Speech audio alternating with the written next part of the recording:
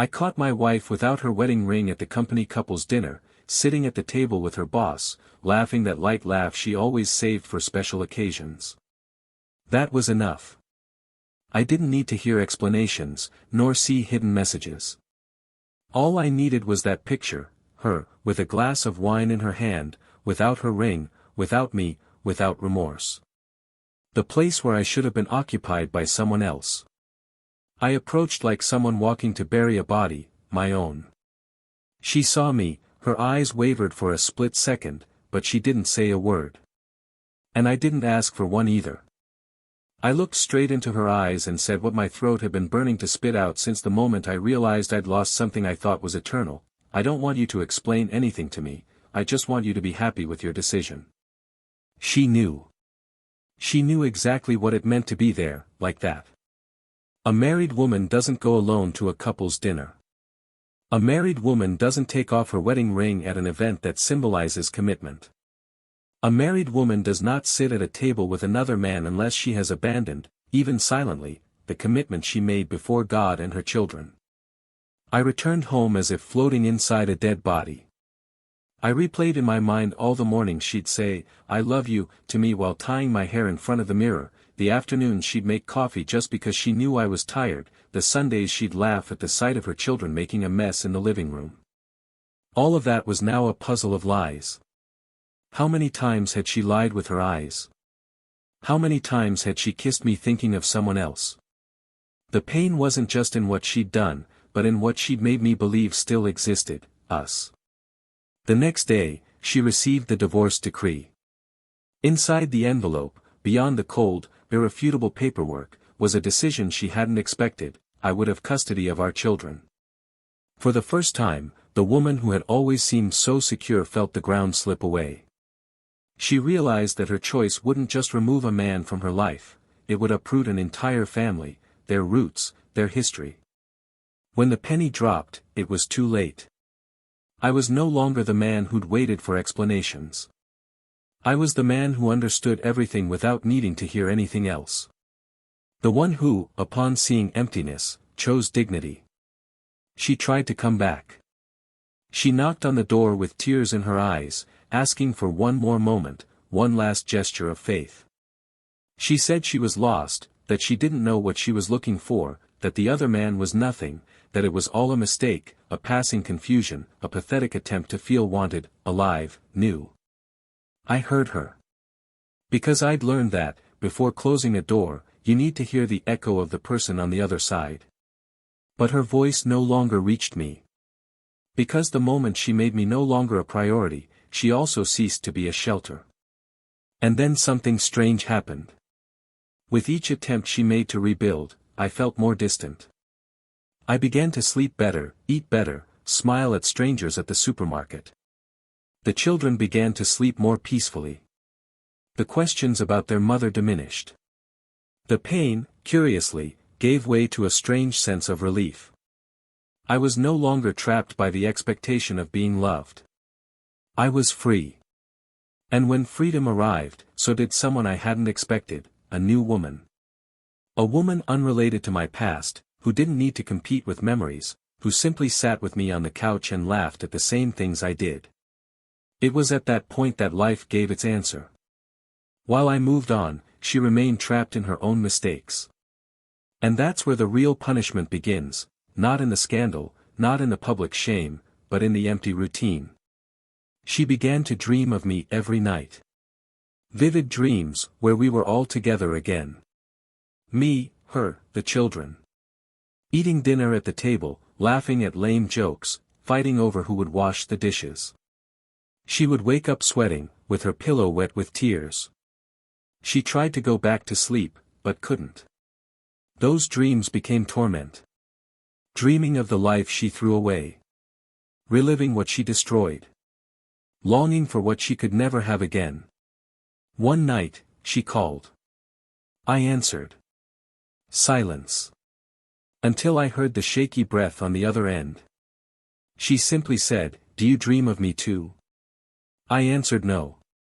That my dreams now have a different name, a different voice, a different laugh. She cried. And I understood that she wasn't crying for me. She was crying for herself. For the woman she was, for the mother she abandoned, for the wife she lost. Because betrayal isn't just sex or desire. It's the abandonment of a story. The destruction of a home. It's deciding that a fantasy is worth more than the reality you built with your own hands. She had traded 20 years of love for dinner, a forced laugh, and an empty compliment. And now, every night before she sleeps, she lies down on a mattress where there's no longer any touch, no conversation, no complicity. Only memories and the sound of her own regret. Meanwhile, I keep walking. Hand in hand with someone who isn't afraid to say, I love you, in public, who doesn't take off her wedding ring, who knows my past but chose to be part of my present. What no one knows is what happened the day she saw me again, for the first time, next to the woman with whom I rebuilt my life. What she did, what she said, or didn't say. What her children said to her. And what was the only thing left in the hands of those who thought they could choose the best of both worlds. Because true love may forgive, but it never forgets the day it was betrayed. And sometimes, when you realize this, it's already too late. Welcome to the channel. Here, we'll make one thing clear from the start: we do not support, romanticize or justify any type of betrayal. All the stories told are fiction, but they carry hard truths that many prefer to ignore. The goal is show, with intensity and without filters, how betrayal is capable of destroying homes, breaking hearts and erasing entire stories. Prepare to immerse yourself in an intense narrative, full of twists and turns, where every choice has a price. Sit back, because what comes next is a shocking story. Lucas and Emma met in college, amidst cramped hallways and shy glances that seemed to drift apart instinctively, but always ended up meeting somewhere in common. He, an engineering student, was the kind of man with the calm expression of someone who listens more than he speaks, of someone who observes before acting, and who builds trust not with promises, but with presence. Emma, a communications graduate, was always the complementary opposite.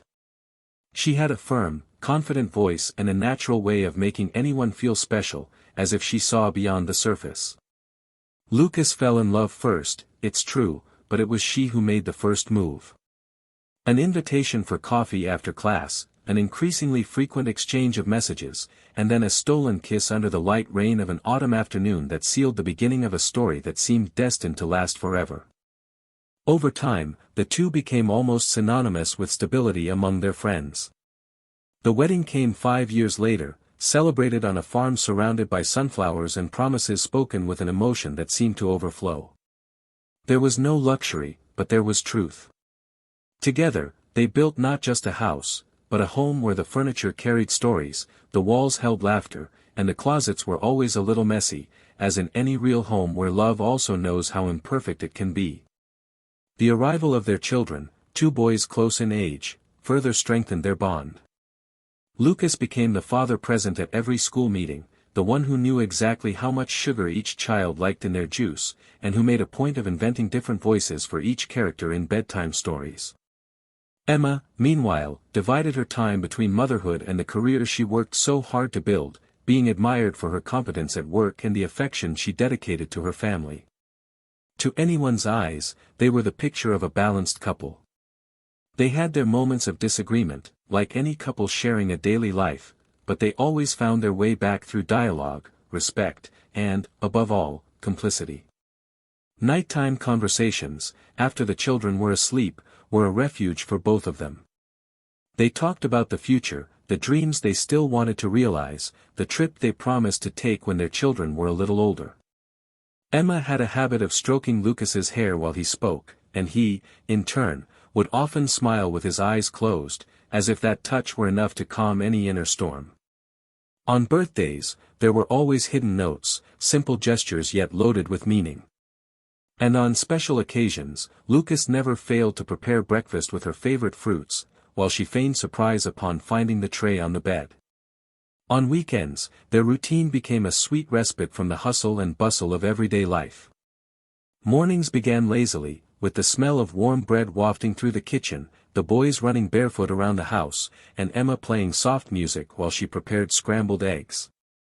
On Sundays, they had an almost sacred ritual of walking together in the park, with the children riding their bikes in front, while they talked about the week.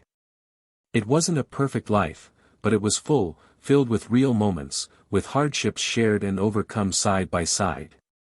Finances required planning, unexpected events with the children required patience, and both of their jobs required effort. But it all seemed worth it when, at the end of the day, they still chose to lie in the same bed and sleep in each other's arms, even on days of extreme exhaustion. Lucas always believed that love meant choosing to be by someone's side every day, even when life was tough, even when silence was more present than words. Emma seemed to think the same way. She always said that Lucas was her safe haven, the one with whom she felt whole, even in the parts she couldn't see clearly. Sometimes he would watch Emma as she focused on the computer, correcting reports or answering emails, and think about how she managed to be strong while still being sensitive.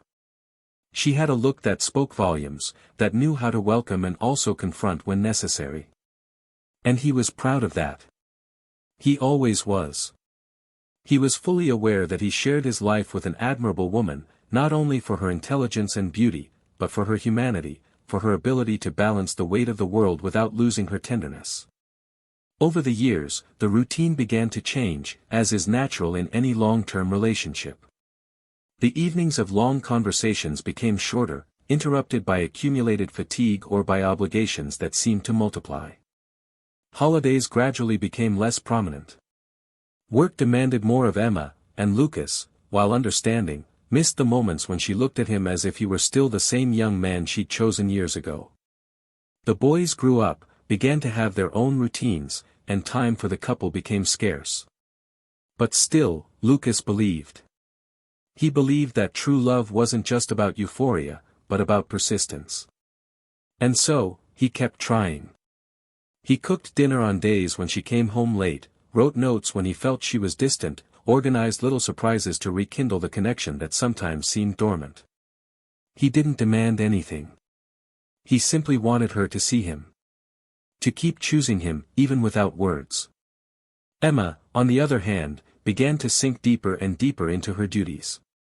She was seen as a successful woman in the office, praised for her firm demeanor, her quiet leadership, and her ability to calmly resolve crises. But something inside her felt restless, as if a part of her was dormant, waiting for something she couldn't even define. At night, even surrounded by her children and husband, she felt a silent loneliness, a feeling of living on autopilot, fulfilling roles but forgetting herself. She tried to push this feeling away by remembering everything she had built, everything she loved in her life. But there were days when not even her children's hugs could fill the tenuous void that settled deep in her chest. Despite this, Emma never stopped being affectionate. She still kissed Lucas on his way to work, still made a point of attending school meetings, still showed affection in small gestures. But there was something different in her gaze. A heaviness perhaps, a doubt, a weariness that couldn't always be explained. Lucas noticed, but didn't insist. He believed it was just a phase. Every relationship goes through cycles, he told himself. And that comforted him. She remained steadfast, present, trying to rekindle the spark that had once been so natural. But time passed, and with it, certain distances began to form, so subtle that, by the time they were noticed, they had already dug deep trenches between them. They were a couple with history, with roots, with memories. There was love, no one doubted that. But there were also unspoken silences, unmade gestures, unexpressed needs. The world around them seemed to admire this couple who, even after so many years, still walked hand in hand down the street. But only those who are inside a house know the doors that creak silently, the cracks that form in the most solid walls. And there, in that house built with such care, there was an invisible crack that grew slowly, without fanfare, without drama. It simply grew, until one day, inevitably, someone would notice. What neither Lucas nor Emma knew yet was that life holds turning points that don't ask permission to happen. Their story was about to cross a point of no return. A moment when no justification would suffice. A moment when every choice made in the past would take its toll. And when that moment arrived, there would be no going back to before, to the time when they both still believed love was enough. But for now, what existed was the silent hope of a man who continued to believe and the hidden restlessness of a woman who, even surrounded by everything she had built, felt marginalized. They still shared the same bed. They still smiled for photos at family dinners. They still said good night before turning out the lights. But they no longer dreamed the same dreams. And, deep down, perhaps they knew it. Still, in that home, love endured. Like a low flame, almost invisible, but alive. A flame that, with the right breath, could reignite, or be extinguished forever. Over the following months, the distance between Lucas and Emma became a constant, as silent as it was uncomfortable. It wasn't a visible rupture, the kind that happens with shouts or slammed doors. It was a rupture made of subtleties, of delayed gestures, of glances that no longer met on the same frequency. Lucas still struggled to maintain harmony, cared for the children, made breakfast, called in the middle of the afternoon just to check in on her. But there was an increasingly automatic response from Emma. The short answers, the distracted look in her eyes, the rush to hang up the phone, all indicated that her mind was elsewhere, even when her body was present. And yet, he resisted the idea that something was wrong. He preferred to believe it was the stress of work, the fatigue, the overload. Love, he thought, endured these phases. Emma, for her part, felt a conflict she couldn't name. She was aware of the man beside her. She recognized his effort, his affection, his almost devotional care. But at the same time, something inside her seemed to throb strongly, as if trying to break through a skin that was too tight. She began spending more time away from home, justifying herself with meetings, company events, informal invitations. She spent more time fixing her hair, choosing clothes, practicing smiles in front of the mirror. It was as if she were trying to rediscover a part of herself she thought she'd lost. A piece she hadn't missed until then. But now, faced with new eyes, it seemed necessary. It wasn't a conscious decision, at least not at first. It was just a slight detour, a sense of freedom hidden under the guise of professional routine. Little by little, Daniel's name began to appear more frequently in conversation. He was the director of one of the most important areas of the company where Emma worked. He was charismatic, articulate, and possessed a confident demeanor that effortlessly earned respect. He had a way of looking directly into someone's eyes, smiling with controlled confidence, that made everyone around him feel his presence. Emma began to admire him professionally, then to seek his opinions, then to become interested in his stories. Working lunches became frequent. At one of them, he touched her hand to thank her for a presentation. It was a brief, almost imperceptible touch, but Emma felt something spark inside her. Guilt soon followed, but so did the impulse. A desire she couldn't control and, at that moment, didn't want to control. Lucas began to notice small signs that, though subtle, left a bitter taste in his mouth. The increasingly late arrivals, the cold goodnight kisses, the texts answered in a hurry, or not at all. The bolder clothes, the different perfumes, the smiles too wide when he spoke on the phone. He tried not to interpret it as anything serious. He tried to ignore it, rationalize it, convince himself he was just being insecure. But the feeling of being left behind grew like a thick fog inside him. His children noticed the change in the atmosphere. They asked why their mother was always so busy, why she no longer ate dinner with them, why she spent so much time on her phone. Lucas, in his usual kindness, tried to protect Emma, responding with evasions, with improvised excuses that, little by little, he himself stopped believing. One night, while organizing the toys in the living room, he heard a notification on Emma's cell phone, which had been left in the kitchen. It was a message, with Daniel's name appearing on the screen. The content wasn't scandalous, but it had the intimacy of someone sharing more than just work matters. The way he said, "I miss you today," left no doubt about the nature of that exchange. Lucas felt the ground drop beneath his feet. He took a deep breath, swallowed hard, turned off the screen, and put the phone back down. He didn't argue. He didn't confront. He preferred to observe. He needed certainty before making any move. But from that moment on, something changed in his gaze. He no longer saw Emma with the same naivete. He no longer believed with the same strength. And yet, there was still love. There was still pain. The following days were filled with unbearable tension. Lucas remained calm, but inside, a storm was brewing. Emma continued with her packed schedule, her excused absences, her perfect excuses.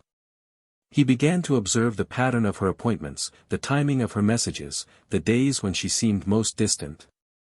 He noticed a repetition, a consistency in the last-minute meetings, the out-of-town client visits. The nights when she went to bed earlier, turning over in bed. The lack of questions about his day. The emotional distance that was now impossible to ignore.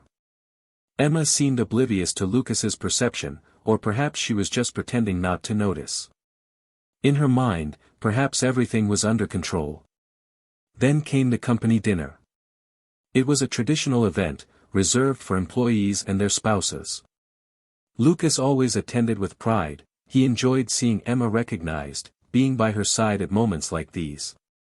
But that year, he wasn't invited. She said it would be an informal affair, just for the board members. She said it would be quick, that she'd be back early. He smiled, nodded, and wished her a good night. But deep down, he knew. He felt an unbearable weight on his chest, a nagging certainty that wouldn't let him breathe peacefully. After his children fell asleep, he sat on the couch for hours, staring into space, trying to decide what to do. Until he made a decision. She dressed calmly. She grabbed her car keys. She drove through the city with her heart racing, her thoughts racing, her stomach churning. She arrived at the dinner venue and watched from afar, from the sidewalk, for a few minutes. She saw the couples laughing, the toasts being made, the rehearsed hugs. And then she saw Emma. She was sitting at the table, next to Daniel. She wore an elegant dress, her hair tied up carefully, her lips painted red. She was laughing. She was laughing like she hadn't laughed with him in a long time. But what caught Lucas's attention most wasn't her smile, nor her knowing look, nor the closeness between them. It was her absence. The absence of the ring on her left finger. Her bare skin, exposed, free. The silent proof that night, she no longer represented a committed woman. That hurt more than any confession could have. Lucas didn't make a fuss. He didn't shout. He didn't knock over glasses or point fingers. He simply walked to the table, looked into the eyes that had once promised him the world, and spoke with a calmness that seemed to come from a frozen place inside. He said he didn't want an explanation, that he only wanted her to be happy with her choice. And then he left. Emma said nothing. She simply watched him leave, her blood running cold, as if only in that instant had she understood the gravity of what she had done. Daniel looked at her, confused, but she could no longer keep her smile.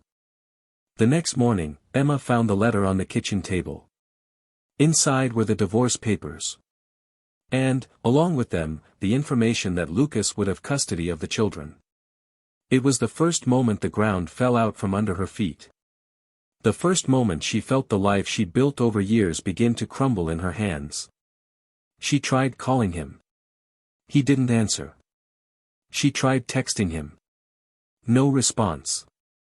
She spent the day staring at the walls of the house, at the scattered toys, at the old photographs, trying to understand where everything had begun to fall apart. But it was too late. What she didn't yet know was that something even deeper was about to be revealed. Something that would transform not only her pain, but her entire perception of what she had truly lost. Because the true punishment isn't in the separation. It's in what you bring to loneliness. And what she would take with her, was more than regret.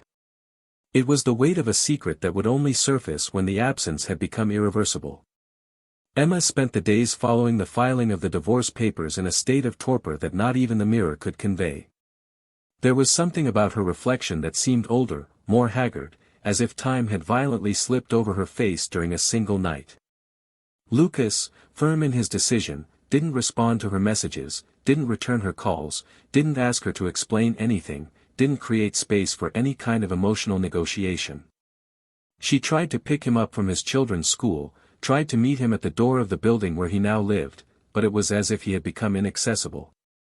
His distance wasn't just physical, it was emotional, absolute, as if he had built a wall within himself, sealing off all entrances. Emma thought the pain of abandonment would be greater than that of remorse, but she was wrong. Remorse is slower, more persistent, it gnaws silently, and soon turns into loneliness. Without her children around every day, the walls of the house seemed taller, the sofa bigger, the closets quieter. She still tried to justify to herself that it had all been a lapse, a misjudgment, that perhaps she had confused neediness with freedom, but no explanation could lessen the emptiness. The messages she had previously exchanged with Daniel ceased without the need for words. She knew there was no longer any way to sustain any closeness. Not because she had morally redeemed herself, but because everything was now synonymous with loss. There was no sparkle, no desire, just a constant echo of what had broken. One night, while organizing her remaining toys, she opened a box and found her children's drawings, the papers pasted with glitter and crooked letters saying, "Mommy, I love you, you are my hero." Those words destroyed her in a way divorce could not. She sat on the floor, hugging the box, and cried with the intensity of someone who has nowhere else to run. Lucas, on the other hand, was slowly finding his peace again. It wasn't an immediate process, nor was it painless, but it was real. His children adapted to their new routine faster than he imagined. His days with them became full, dynamic, filled with small moments that gave him breath.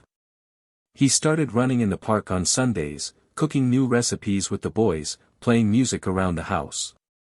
Memories of Emma still surfaced, of course, but they no longer came with pain, but rather with a kind of mature nostalgia, the kind that recognizes the beauty of something that once existed but no longer serves. He met new people, smiled without guilt, and rediscovered his own reflection in the mirror with calmer eyes. And it was on a random afternoon, in a bakery line, that he met Laura. The conversation began with an exchange of smiles and a comment about sourdough breads, and ended with a long coffee, full of sincere pauses and spontaneous laughter. She had 2 children, had also recently divorced, and carried a serenity that seemed welcoming without invading. Lucas hadn't planned on falling in love, but before he knew it, he was walking beside her as if he'd always been a part of her story. What Emma didn't yet know, however, was that her greatest punishment wouldn't be losing Lucas. Nor would it be signing the papers, dividing the assets, or enduring the disapproving gaze of her family. Her greatest pain was yet to come, and it would come not as a punishment imposed by someone else, but as a devastating revelation, a consequence of her own choices. The day everything was revealed began with a simple gesture. She called Lucas. For the first time, he answered. There was silence on the other end of the line, a dense, almost solid silence. She told him she needed to see him, that it was important, that she didn't want to argue, just talk. Lucas took a deep breath and replied that he would be at a discreet cafe in the city later that afternoon. She agreed without hesitation, her voice choked but hopeful. Emma arrived at the venue before the scheduled time. She was simply dressed, without excessive makeup, with her hair down the way Lucas always complimented her. She saw him enter, accompanied by his children, who ran to her, but with more restrained hugs than before. Lucas kissed each of them on the forehead and told them to go to the ice cream shop next door, giving them both a break. Emma thanked him, trying not to get emotional too early. They sat across from each other, and she noticed his eyes had changed. They were still the same in color and shape, but there was a definite absence in them. She tried to speak, but he calmly interrupted her, saying he would listen to whatever was necessary but that he expected nothing from her. She nodded. She told him everything, asked for forgiveness, not because she expected anything in return, but because she could no longer bear the burden alone. She said she knew what she had done was unforgivable, but that she still needed to say how sorry she was. Lucas listened in silence, his eyes steady, his face serene. When she finished, she waited for a response, any words, but he just looked at his watch and said he needed to get the boys. As they stood, Lucas looked her in the eyes and said that, despite everything, he wanted her to find peace again. That for a long time he had wanted her to suffer everything he had, but that today he only wanted her children to be proud of the mother she could be again. Emma cried. And it was there, in that moment of farewell, that she saw Laura for the first time. She was walking with 2 ice cream cones, Lucas's children running around her, laughing. Emma froze. Her body felt frozen. Laura was young, but her eyes had maturity. She had beauty, but also lightness. She held in her arms the children who had once been in hers. And then, the final blow, one of the boys called her Aunt Lau, laughing, offering a spoonful of ice cream. Emma felt a tightness in her chest that stole her breath. When Lucas saw her standing there, her eyes filled with tears, he simply said, "Life goes on. I hope you can too." She left with the world spinning. She returned home, and that night, the dream began. For the first time, she dreamed of the 4 of them together again. They were on a trip, laughing, their children playing on the beach, Lucas hugging her from behind. She woke smiling, and for a second, she believed everything was back to normal. But the pillow was empty. The room was silent. And her heart was heavy. From that dawn on, the dreams became recurrent. Every night, the same feeling, reunion, love, presence. Every morning, the same reality, loneliness. She began to avoid sleeping, but her body demanded it.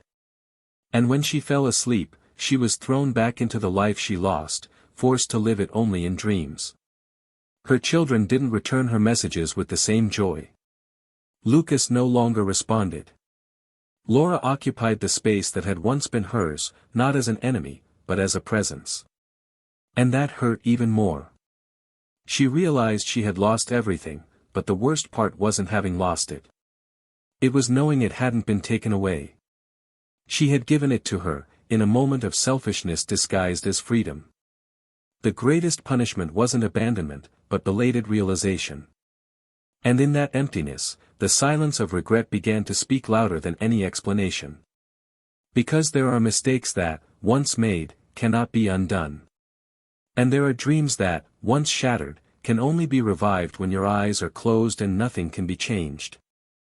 That night, after another intense and painfully vivid dream, Emma woke with a wet face.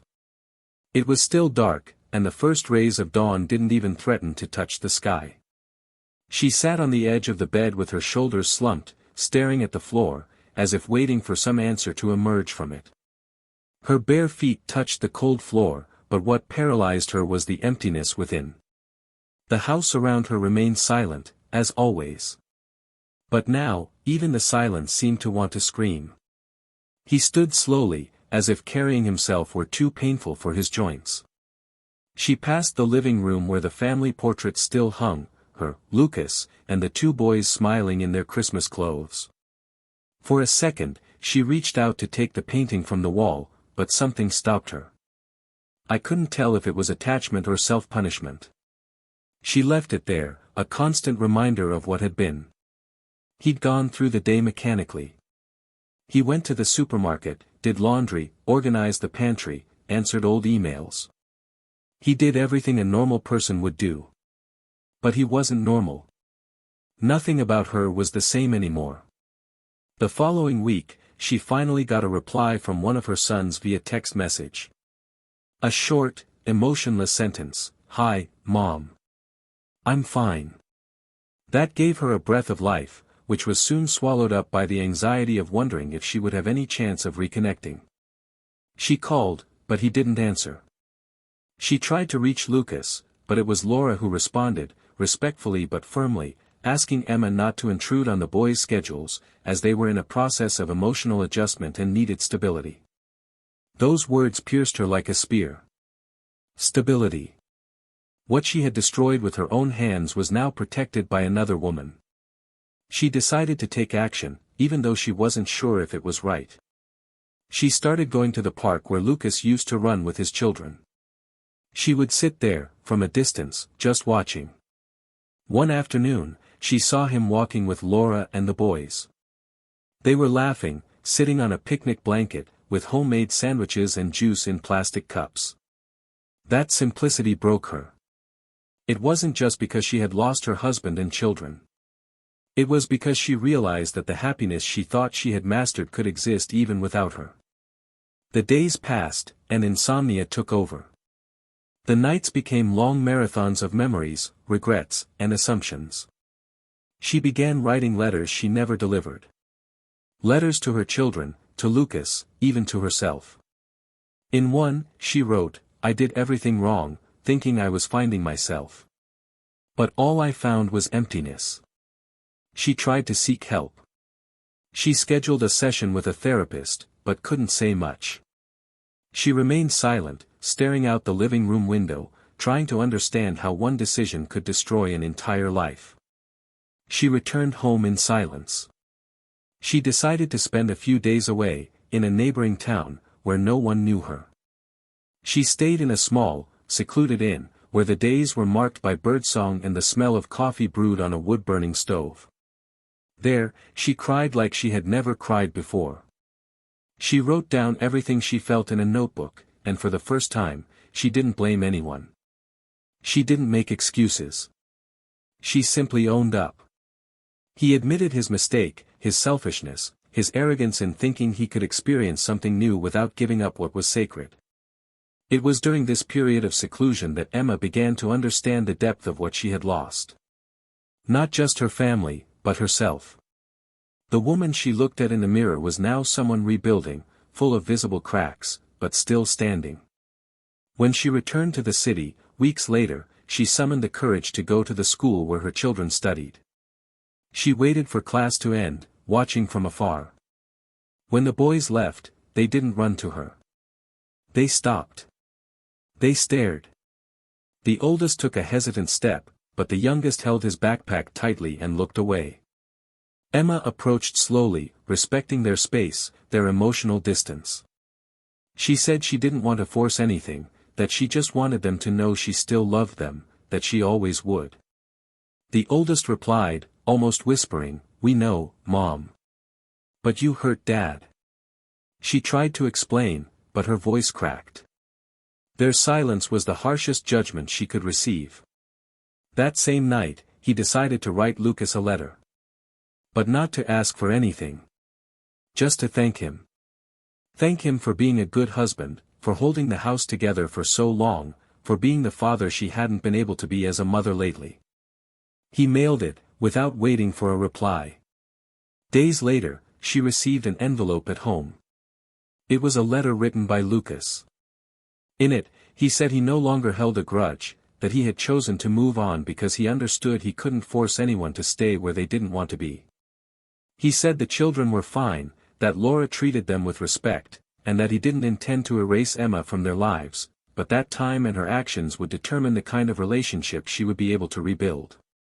The last sentence was like a key closing a cycle. "Today, I am happy. But I hope you also find something beyond regret." Emma read and reread that letter dozens of times. There was no resentment there, only truth. A few weeks later, Emma found herself again in a restaurant, sitting alone, staring at her reflection in a glass of wine. No one was waiting for her at home. No messages were arriving. No busy schedule. It was just her reflection, and the weight of everything she'd let slip away. When she returned home, she organized her children's closet with the old clothes she still had. She sorted toys, books, notebooks, and put them in boxes labeled, "For when they want to take them." She didn't know if that day would ever come. But she wanted to be ready. One rainy morning, she went to the old address, now occupied by Lucas, his children, and Laura. Not to beg. Not to get back together. Just to deliver something she'd found in one of the boxes, a forgotten photo album, filled with memories of the boys' childhood. Lucas greeted her at the door. Laura was in the background, serving dinner, her children laughing in the living room. Emma handed him the album with trembling hands. He nodded in thanks. And she, for the first time in a long time, turned and walked away without looking back. That night, she slept without dreaming. The pillow was still cold, but for the first time, she didn't wait for anyone. She simply fell asleep feeling as if she had said everything that needed to be said. The next day, she woke before sunrise. He put coffee on to boil and opened the windows. The morning breeze brought a scent of wet earth, and for the first time, it didn't hurt to breathe. Emma knew there was still a long way to go. She knew she might never regain the space she'd lost, that it might take years for her children to trust her again, that Lucas would never look at her with the same eyes again. But she also knew that true love, the one she had before everything, was made of choices. And she, finally, was beginning to choose differently. Even if it was too late to go back, it was still time to move on. With less weight, with more truth, and with the certainty that there are wounds that never heal, but that still teach us how to live.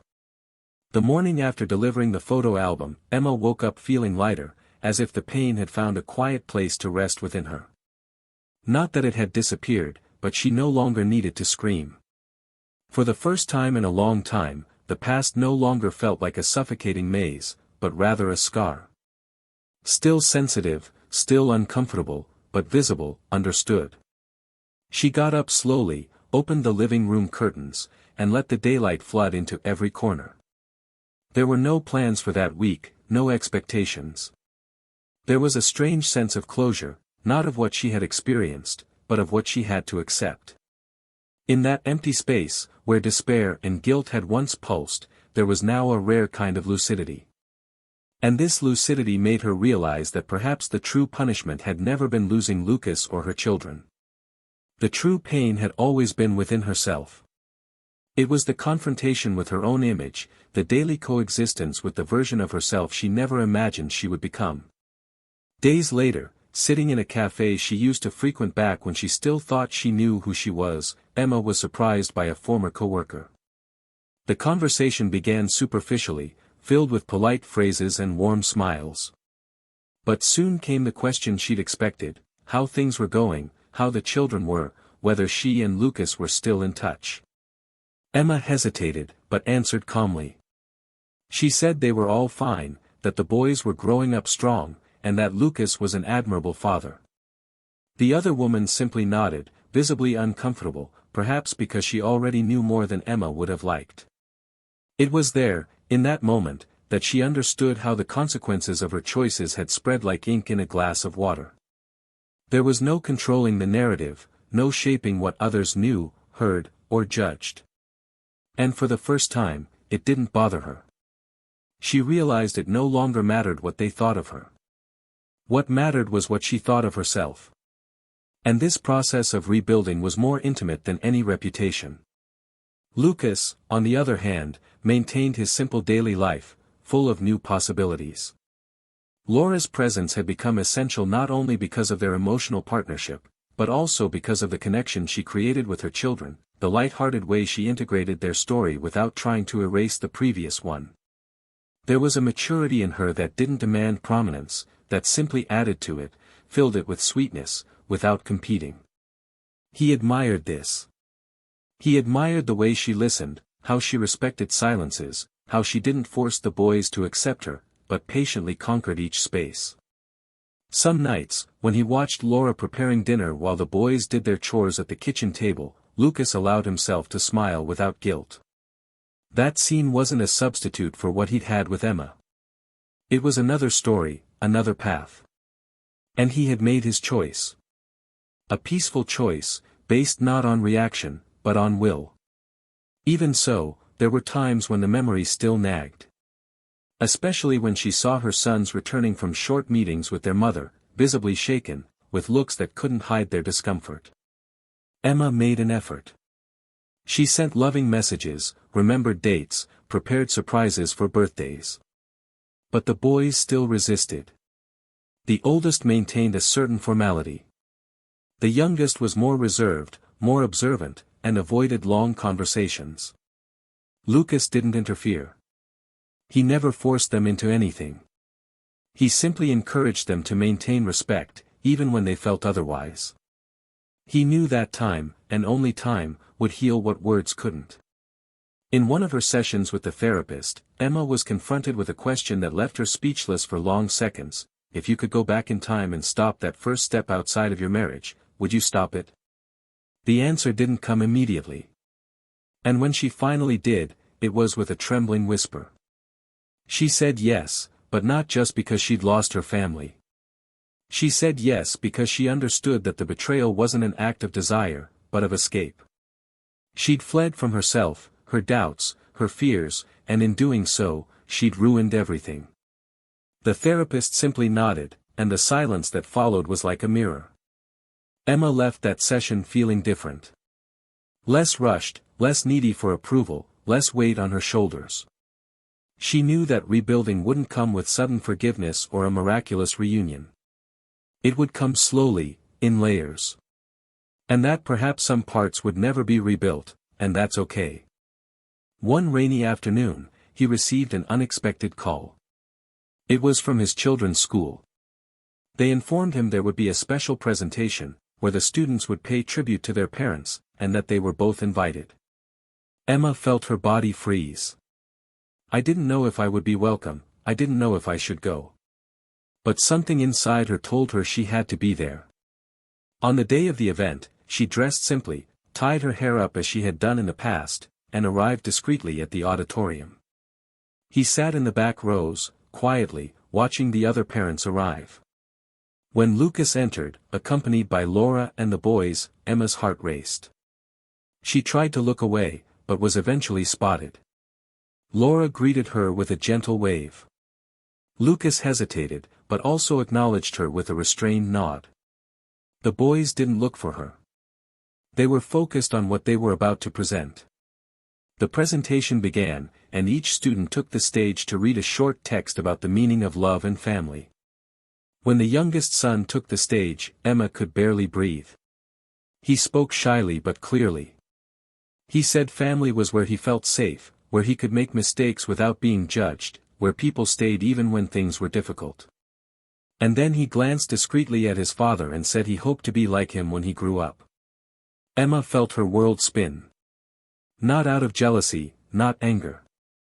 But because she understood, in that moment, what had been taken from her children by her absence.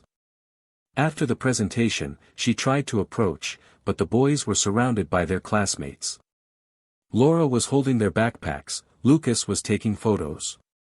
She remained at a distance, waiting for her chance. When she finally approached, it was the oldest who noticed her presence. He looked at her with a mixture of surprise and discomfort. She smiled and asked if he had enjoyed the presentation, but his answer was a simple yes, followed by silence. The youngest remained beside Laura, looking at the floor. Emma understood that this was not the time. He walked away slowly, but before he left, he heard Lucas call his name. She turned. He walked over to her and, in a calm tone, said he appreciated her effort, but that he needed her to understand something. He said her children were rebuilding, and that any progress she wanted with them needed to come patiently, without expectations, without pressure. She listened to everything, head bowed, and in the end, responded with a simple, "Thank you." That was all she had for that day. A boundary. And a space to, perhaps one day, be something different than she had been. Emma returned home and, for the first time, didn't cry. She didn't tear up the photos, she didn't mourn in front of the mirror. She sat on the porch with a cup of tea and just sat there, watching time pass. Evening came with a light wind, and she stayed there late, as if waiting for the universe to say something. And perhaps it did. Because in that moment, there was no unbearable pain, just a calm emptiness. A space that had once been occupied by guilt was now filled with responsibility. And it was in that silent interval, between the past that would no longer return and the future that had not yet arrived, that Emma realized she had found something. Not redemption, but awareness. And this awareness would be the bridge to what would come next. Because the hardest part wasn't accepting what she had lost, but continuing to live with dignity, even knowing that what was lost would never return. And still, moving on. Because there are endings that don't ask for forgiveness. Only silence. And movement. The wind that night swept the streets with a serene melancholy, as if the city itself were silently mourning something unnameable. Emma, sitting on the porch bench, watched the overcast sky, trying to decipher the traces of her life among the dark clouds. What had once been emptiness now became a slow wait, not for a miracle, but for a definitive acceptance. The weeks following the school presentation were filled with few words and much silence. Neither her children, nor Lucas, nor Laura spoke after that encounter. Emma understood that the time she demanded of others was the same time she needed to give herself. She returned to therapy more consistently, dedicated herself to volunteer work, and resumed old hobbies she had always put off. She bought a used camera and began recording details of ordinary life, children playing in squares, couples talking in the shade of trees, hands intertwined as they crossed the street. Perhaps it was an unconscious attempt to capture what she had lost, or, perhaps, to rebuild a new vision of affection. One day, late on a cloudy afternoon, Emma received an unexpected call from the school. The pedagogical coordinator requested her presence to discuss an integration project with absent parents. She hesitated. She thought it was a mistake. But he insisted it was an opportunity to work on reintegrating family bonds respectfully and gradually. Emma accepted the invitation with a racing heart. She knew there would be no guarantee of getting closer to her children, but just being able to circulate in the school environment again without feeling like an intruder was a step in itself. On the appointed day, she arrived early, dressed modestly, and was greeted by the coordinator with professional warmth. During the meeting, she proposed activities that valued dialogue, listening, and trust building. Her eyes shone as she spoke. Not out of pride, but because she realized she still had something to offer, even after everything. A few weeks later, on a Saturday afternoon, the school hosted an open house. It would be a cultural fair with presentations, workshops, and discussion groups between parents and children. Lucas, as always, would be present with the boys. Laura too. Emma, although formally invited, considered refusing. She didn't want to be an uncomfortable element. But something inside her told her she had to face it. And not for others. For herself. When she arrived at the venue, she felt the stares. Some curious, some judgmental, but mostly surprised. Few expected to see her there, especially volunteering in one of the children's workshops. Still, she stood her ground. She welcomed the participants with kindness, led activities with ease, and at times, completely forgot she was there among fragments of what had been her life. It was late in the afternoon, while gathering materials, that she heard her youngest son's voice. He approached timidly and asked if he could help. She froze for a second, unsure how to react. She smiled and said yes, offering him a brush to clean. They both sat in silence, focused on that simple task. There was no deep conversation, no apologies, no promises. Just a shared moment. When he finished, he returned the brush and said, almost in a whisper, that he liked it when she made pancakes on Sundays. Emma smiled, her eyes brimming with tears, and replied that she still knew the recipe by heart. He hurried away, joining his brother and Lucas, who watched her from afar, his gaze filled with something she couldn't decipher, perhaps surprise, perhaps restrained respect. That same night, while washing her brushes at home, Emma felt something inside her shift. It wasn't about redemption, nor immediate reconciliation. It was just a small chink. A crack in the wall that separated her from her children. And that crack was enough to give her hope a breath. The next day, she received a short message from her eldest, "It was nice seeing you yesterday." He responded with a simple, "I'm happy. I'll always be here." She didn't insist, didn't elaborate. She respected his pace. The following week, she took the drawings collected from the workshop to the school and left them with the coordinator, no note, no signature.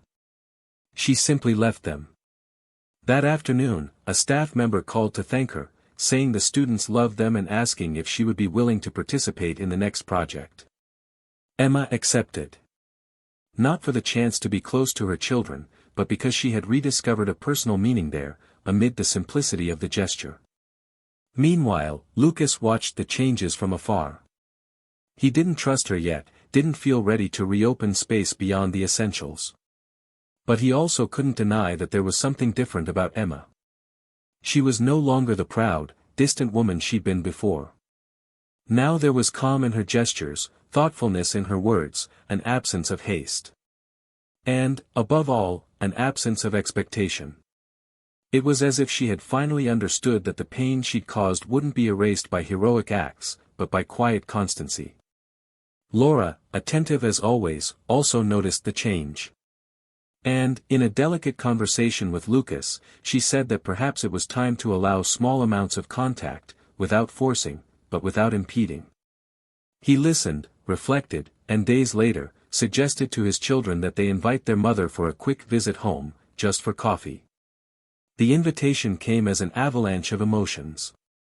Emma hesitated, doubted, cried silently, but accepted. On the appointed day, she arrived punctually. The boys greeted her with a certain shyness, but also with less stiffness. Lucas greeted her politely. Laura greeted her with a restrained smile and offered her a cup of tea. The four of them sat in the living room. They chatted about trivial things, school, activities, cartoons. Emma brought a carefully selected book as a gift for each child. They thanked her, opened it, leafed through it, and the youngest smiled when he found a handwritten note, "You are my sunshine even on cloudy days." The visit lasted a little over half an hour. There were no promises, no agreements. But, as she left, Emma was accompanied to the door by the boys, who said, "Bye, Mom," casually. It wasn't much. But it was a lot. In the following days, small interactions became less rare. Emma was now part of a new space, limited but real. Lucas observed everything with watchful eyes.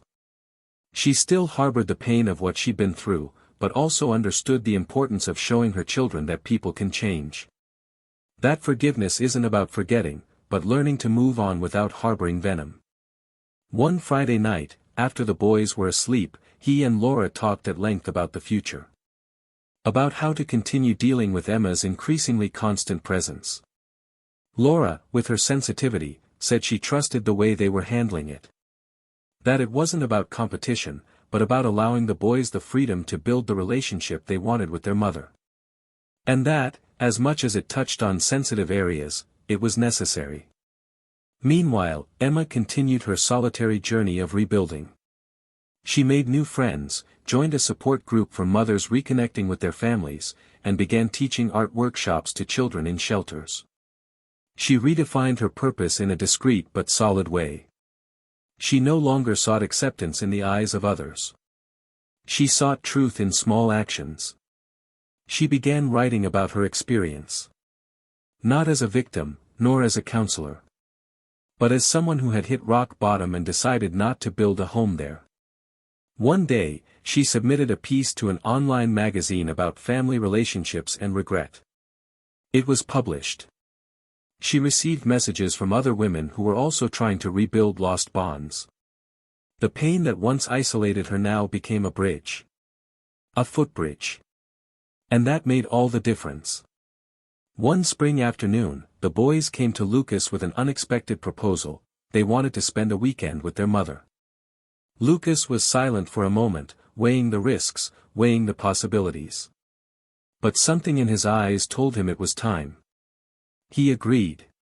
Emma received the news with trembling hands. She prepared everything carefully, planning simple activities like cooking together, making popcorn, rewatching old movies. When the boys arrived, there was no party, no forced atmosphere. Just a home trying to be reborn. During that weekend, Emma washed her soul. Not with tears, but with laughter that echoed again between the walls that for so long had held only memories. On Sunday night, when the boys returned to their father's house, Emma remained sitting on the couch, hugging a pillow that smelled like them. She smiled. For the first time in a long time, she smiled with peace. And in that moment, she understood that even if she would never have what she once had again, she was now a better person than she had ever been. Because she had learned to live without running away, to love without demanding, and to carry on, despite all the losses. The story wasn't over yet. But the chapter that was to come no longer required despair. Only truth. And truth, she now had in abundance. The morning the boys returned from the weekend with their mother, a light breeze wafted through the rooms.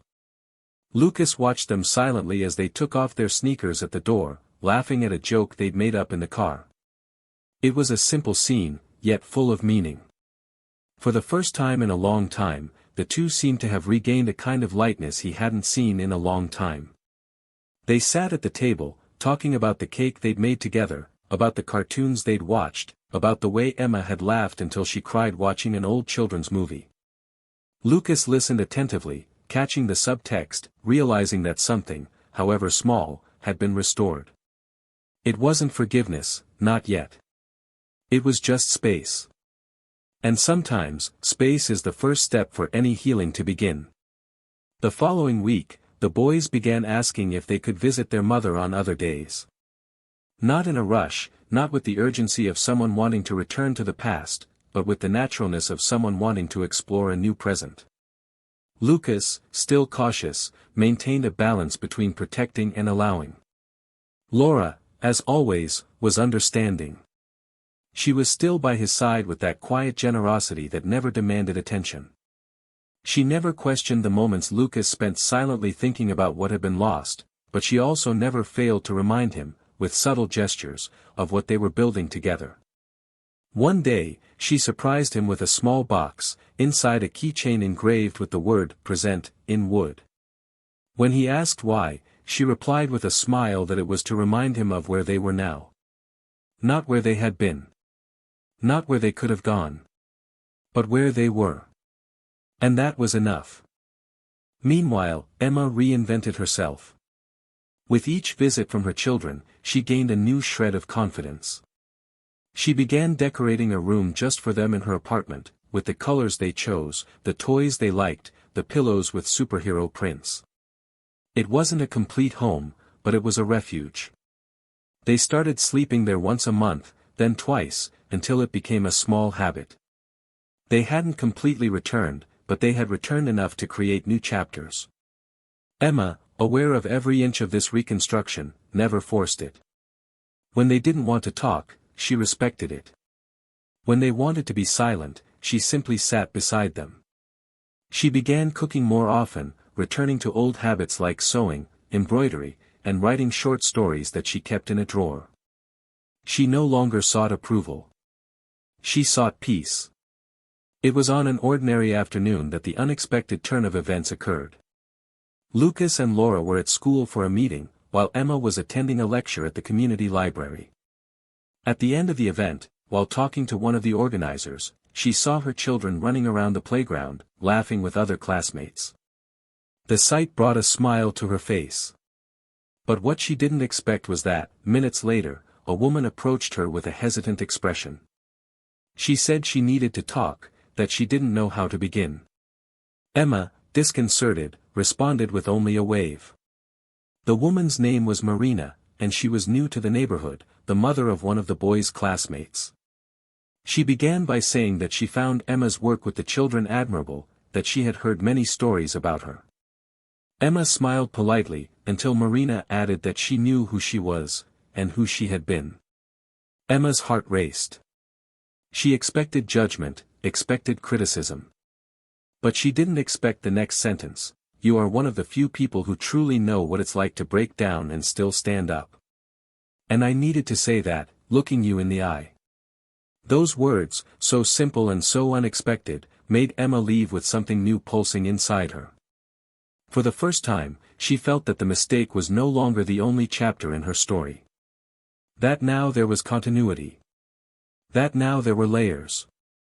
And when she got home, she found an envelope under her door. It was an invitation to a special school event, Talent Night. The students had prepared presentations, and according to the note, the boys insisted she be present. Emma felt her hands tremble as she read it. Not from the invitation, but from the gesture. It was a silent embrace, an outstretched hand, a door that opened a crack without fanfare. On the night of the event, the auditorium was packed. Emma sat in the back rows, as usual. Lucas and Laura were near the front, alongside other parents. When the boys took the stage, Emma held her breath. The older one played the guitar while the younger recited a short poem. At the end, they both looked at each other, gave her a discreet nod, and smiled. They didn't say words, but she knew. It was forgiveness. Not the kind that erases the past, but the kind that allows the present to exist. Emma wept silently. And for the first time in a long time, she felt whole. Even with everything she had lost, she was there, alive, present, apart. In the days that followed, get-togethers with their children became more frequent. The routine took on a new color. Weekends alternated between their homes. The boys had learned, in their own hearts, that love doesn't require perfection. It requires constancy. Lucas, seeing this, felt comfortable moving forward with his life freely. He proposed to Laura on a simple evening, at home, with their children around. She said yes with teary eyes, and the boys embraced them both with the joy of those who understand that new beginnings can also be happy. Emma was invited to the wedding. She hesitated, thought about it for days, but decided to go. She arrived discreetly, sat in the back, and watched the ceremony with a slight smile on her face. As the bride and groom walked down the aisle, Laura paused for a brief second beside her and whispered, "Thank you for allowing us to start over." Emma simply squeezed her hand. That night, upon returning home, he sat at the table and wrote a single sentence in his journal: "The greatest victory of my life was losing everything and still choosing to be someone better." After that, he closed the notebook and went to sleep with the window open, feeling the wind touch his skin with the softness of a promise fulfilled. Because sometimes, the end isn't a closure, but a new cycle where everyone can take their place, different, but right. Lucas, now married to Laura, lived his life with balance. He loved maturely, unhurriedly, without idealizations. His children grew up between two homes, but never felt broken. They felt whole because all the adults around them chose not to destroy, but to rebuild. And Emma? Emma continued. She continued writing, caring for children, teaching art, cultivating bonds. She became a role model for other mothers in similar situations. And, most importantly, she never stopped being present. Not out of guilt, but out of true love, the kind that is learned over time, the kind that doesn't require applause, the kind that is proven in silence. If you've made it this far, you've certainly felt every word, every fall, every step of this journey. Comment below with your thoughts on this story and what touched you most. We want to hear your opinion. And if you haven't subscribed to the channel yet, do so now. Here, you'll find real, intense stories that show how much our choices shape the paths we follow. This story teaches us a powerful lesson: betrayal doesn't just destroy relationships, it tears out deep roots, shatters trust, ruins bonds, and unravels everything built with love. And even when there's forgiveness, there's never a return to the way things were before. Love requires care, presence, and responsibility. And when we choose it on impulse or out of vanity, we can lose everything. And when we lose, we don't always get a second chance. Please note, this channel does not support, encourage, or romanticize any type of infidelity.